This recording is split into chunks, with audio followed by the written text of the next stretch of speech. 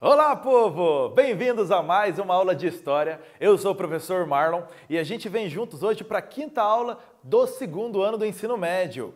Isso! Então, para a gente começar bem legalzinho, para a gente já começar no ritmo, para você já começar esquentando, vamos relembrar a nossa última aula juntos. Então você lembra, na aula anterior, a gente aprendeu que o engenho é a unidade produtiva do açúcar. É no engenho que se fabricava o açúcar. O engenho, ele era dividido em algumas partes, em algumas dependências. As principais, a Casa Grande, a senzala, lembra a Casa Grande? A casa do senhor de engenho, que era uma casa grande. Lembra disso da última aula? A senzala, a moradia dos escravos, a capela, a área de produção e algumas outras dependências. Lembra que o engenho então tinha essas pequenas divisões. O Brasil não era só cana-de-açúcar. Havia outras produções do Brasil, como a gente anotou na última aula. Não era só cana-de-açúcar. Lembra que uma bem importante era a pecuária, que vinha junto com a cana-de-açúcar. E ainda, o trabalho escravo foi largamente utilizado, muito utilizado. Por falar em trabalho escravo muito utilizado, esse é o tema da nossa aula de hoje, o trabalho escravo no Brasil. Então a gente vai conversar bastante hoje sobre escravidão no Brasil. Vamos pegar esse gancho da última aula e já emendar na aula de hoje. Bora começar? Tem uma imagem para você analisar aqui primeiro. Dê uma boa olhada nessa imagem aí.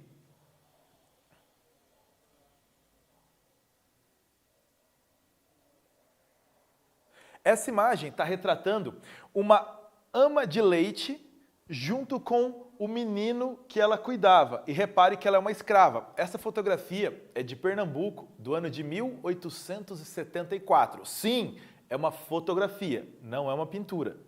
Então você tem aqui uma ama de leite cuidando do menino Eugene Keller, lá em Pernambuco, no final do século XIX. Qual era a função de uma ama de leite? Você já ouviu falar nisso? Ama de leite?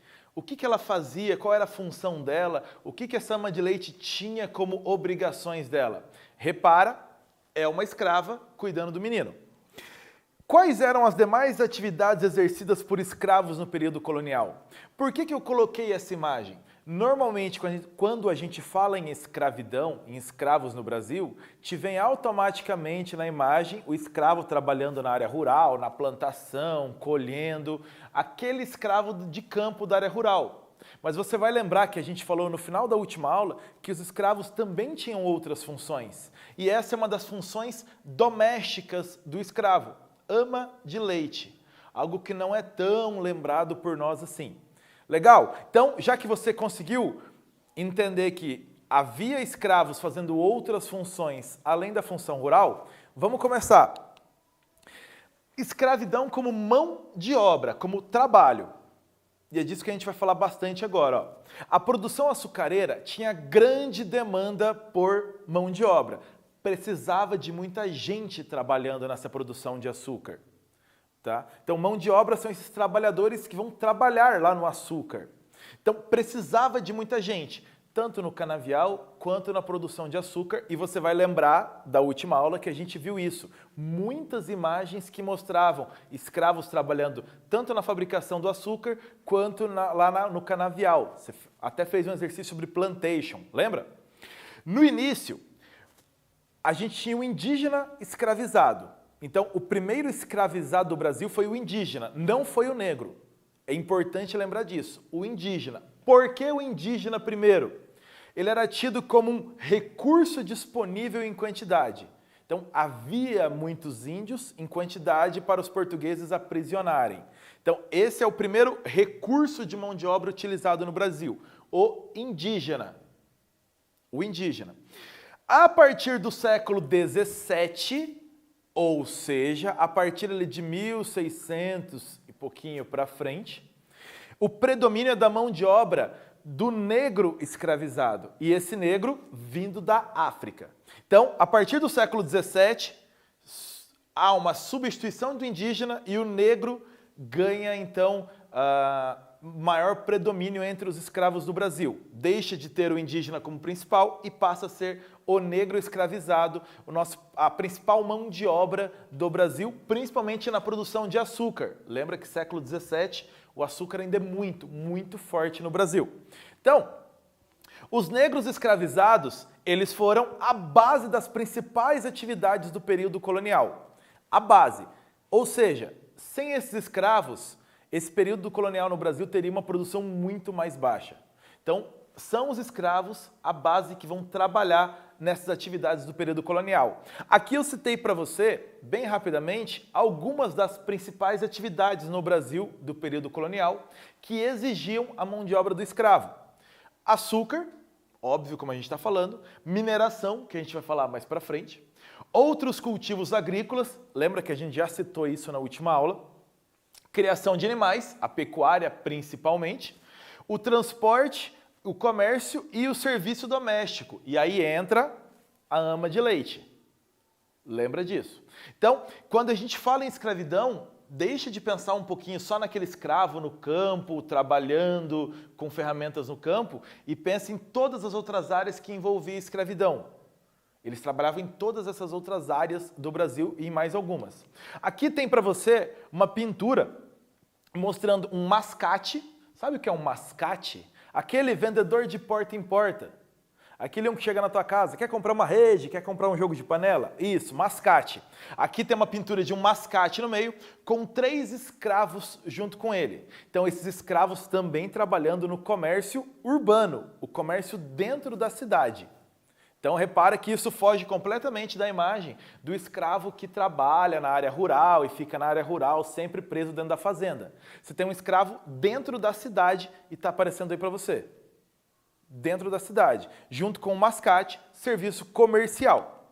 Agora, por que a escolha pela mão de obra africana? Por que o negro africano para ser escravo? Por que substituir o índio? Por que tudo isso? Vamos lá. Aqui você tem 5 principais motivos e a gente vai falar um pouquinho sobre esses motivos de ter escolhido a mão de obra africana, o negro africano para vir ser escravo no Brasil, para ser trazido como escravo no Brasil. O primeiro é a barreira cultural. Traduzindo, o indígena, que era esse primeiro escravo, tinha uma questão cultural nos indígenas brasileiros. A maioria dos indígenas brasileiros, quem trabalhava na produção, na plantação, na colheita eram as mulheres ligadas à fertilidade da terra. Os homens trabalhavam em atividades de caça e de pesca. Então, quem trabalhava na agricultura, a gente pode dizer assim, eram as mulheres. Os portugueses vêm exigindo os homens nessa agricultura. Você tem um primeiro problema. Segundo, epidemias. Os africanos, já com todo o envolvimento já de vários séculos com europeus, com asiáticos, já tinham anticorpos para as principais doenças dos europeus. Os indígenas brasileiros, isolados por milhares de anos, não. Então, muitas doenças mataram os índios brasileiros. Esse era um problema. As epidemias. Domínio de certas técnicas pelos africanos. Os africanos já estavam acostumados nesse comércio com os europeus a trabalhar na agricultura muito parecida com o que os portugueses queriam e a fornecer os produtos que os europeus queriam. Então, os africanos já dominavam certas técnicas que, por exemplo, o plantio da cana-de-açúcar exigia aqui no Brasil. Ainda, a oposição à escravidão indígena. E aqui você tem a igreja entrando muito forte. Não pode escravizar índios. Eles eram chamados de inocentes pela igreja. Então a igreja vai dizer que é fundamental não que você escravize o índio, mas que primeiro você ensine a fé ao índio. O africano não, esse já merecia ser escravo, esse já poderia ser escravo porque ele teve contato antes, teve a chance antes de ser um cristão e não quis permanecer com religiões de matriz africana ou ligados ao islamismo. Então, a igreja vai ser grande opositora da escravidão do índio. Da escravidão africana, não, a igreja fez vistas grossas. Ainda, o último item, os lucros gerados com o tráfico negreiro. E a gente vai falar bastante disso até na próxima aula. Gerou muito lucro o tráfico de escravos. Lucro tanto para os comerciantes, que buscavam escravos na África para trazer para o Brasil ou para a América, quanto para as metrópoles, para Portugal e para os países europeus, porque isso gerava imposto também. Então os reis, as monarquias, os governos estão muito interessados em permitir esse trabalho, em permitir essa atividade. Por que que essa igreja não, por que esses governos não estão tão interessados em permitir só a escravidão indígena? Não dá lucro. Basta ir para o interior, pega o índio, traz para trabalhar no engenho ou na sua fazenda. Isso não passa por um controle governamental. Então os governos estão muito mais interessados em incentivar o tráfico de escravos da África para o Brasil. Esse dá lucro, a escravidão indígena não. Então você tem alguns elementos que vão dar motivo para termos mais escravos africanos do que escravos indígenas a partir do século XVII no Brasil. Sobre isso, tem um primeiro exercício para você fazer. Você vai observar essa imagem e você vai descrever a cena e depois escrever um pequeno parágrafo explicando a condição dos escravizados no Brasil enquanto colônia. Observa bem essa cena, você vai ter um tempinho para responder isso no seu caderno. Vai lá!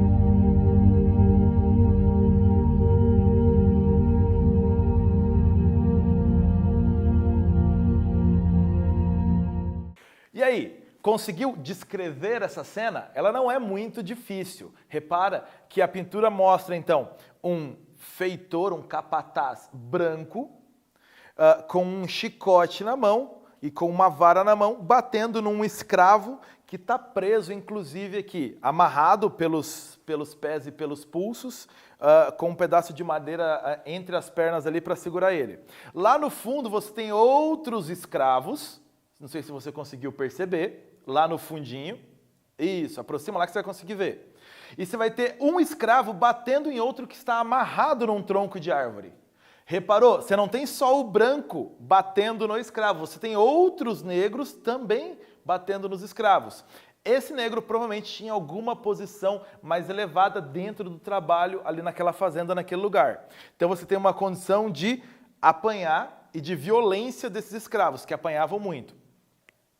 Escreva um breve parágrafo explicando essa condição. E aí, é muito como você escreveu. O que dá para a gente colocar? Você percebe os maus tratos aos escravizados, mas esses maus tratos não eram feitos só por brancos. Você tem ainda outros negros fazendo isso, como essa imagem mostra.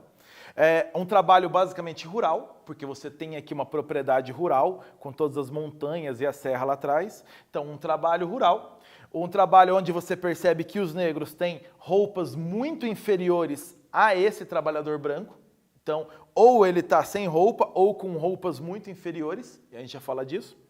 E você tem essa condição de um trabalho forçado que prejudicava demais, era extremamente insalubre com relação aos negros. Mais uma tarefa para você, tem que ler esse pequeno poema aqui do lado e responder as questões do teu lado direito. Vou te dar uns minutinhos, vai lá.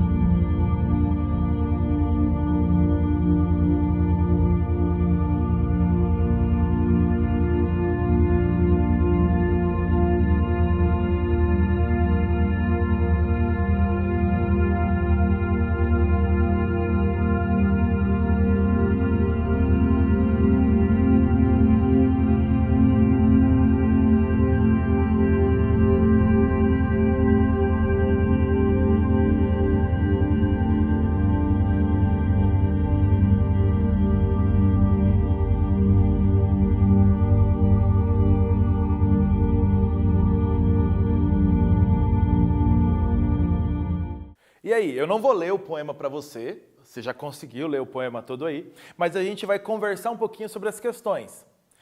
Identifique a atividade a que se referem esses versos. Tá falando sobre o que esse poema aqui? Ele está falando sobre o comércio de escravos, sobre o tráfico negreiro, se você colocou assim. Comércio de escravos é o assunto geral do poema, ok? A pergunta número 2. Cada uma das estrofes desenvolve uma ideia. Explique a estrofe 1. Aqui está falando sobre a qualidade do escravo, ou seja, a qualidade da mercadoria. O escravo sendo tratado como mercadoria, como ferramenta de trabalho e reduzido a isso. Então, você tem aqui o escravo sendo visto como mercadoria. Na segunda estrofe, ele está falando sobre o lucro do tráfico negreiro. Olha quanto de lucro vai dar. Eu ganho 800% se a metade chegar ao porto. Ou seja, nem que alguns morram pelo caminho, o meu lucro vai ser enorme. Então, o poema em geral está falando sobre o comércio de escravos, sobre essas mercadorias que rendem muito dinheiro a quem trabalha com isso. Bem tranquilo isso para resolver, né? Ó, o cotidiano nos engenhos. O Antonio, a gente até citou ele numa aula passada, um padre italiano que viveu no Brasil, então descrevendo a situação colonial. Ele afirmava num livro dele que os escravos precisavam de apenas 3 P: pau, pano e pão. Esse pau é apanhar. Então os escravos só mereciam isso, ou apanhar, quer dizer, apanhar, algum tecido para poder se vestir e qualquer comida que fosse suficiente para ele. Então, 3P, pau, pano e pão, e isso seria suficiente para todos os escravos. Repara a visão colonial do Brasil no tratamento com o escravo. E é essa linha de pensamento que a maioria dos donos de escravos seguia no Brasil. Pau, pano e pão, dando simplesmente o necessário para ele poder trabalhar e sobreviver por um tempo. Repara, castigos físicos eram comuns. Você viu isso numa imagem antes de um exercício. Muito comum os castigos físicos.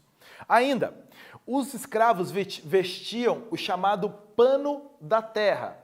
Ou seja, é um tecido feito de um linho cru, de um material muito cru ainda, de algodão quase cru, bem grosseiro, sem nenhuma qualidade melhor dele. O suficiente para cobrir a pele do escravo. Normalmente, os escravos de campo, eles eram ainda mais mal vestidos do que os escravos domésticos e os artesãos. Você viu no começo da aula uma imagem já do finalzinho da escravidão, com uma ama de leite até bem vestida. Os escravos domésticos, nem todos tinham aqueles bons panos, aqueles bons tecidos para se vestir. Mas a condição pior era dos escravos de campo. E você vai lembrar que a gente falou na última aula, eles eram a maioria, os escravos de campo. Perto de 80% dos escravos da sociedade açucareira, lembra que eram escravos de campo.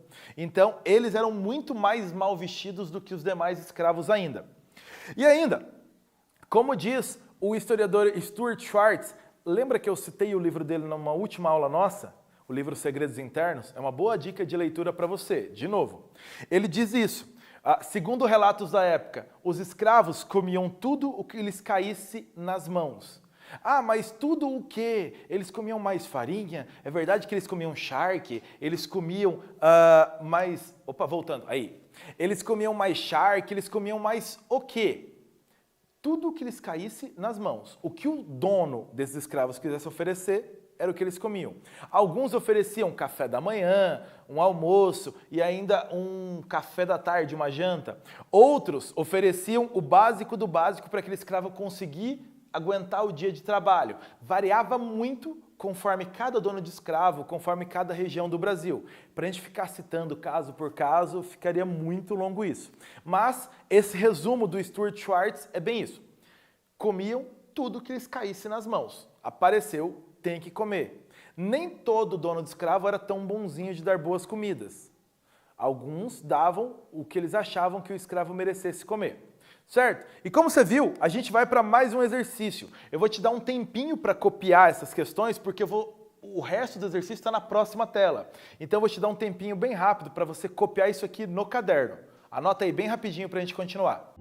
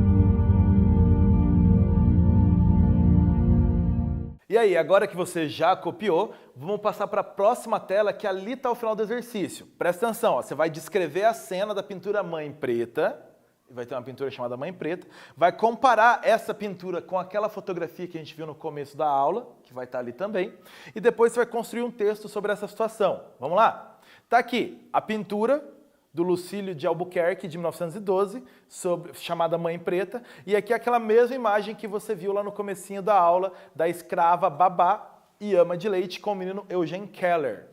Isso. Então você vai ter um tempinho agora para responder aquelas 3 questões que você já copiou no seu caderno, que estavam na tela anterior. Responde aí para a gente já voltar a conversar sobre isso.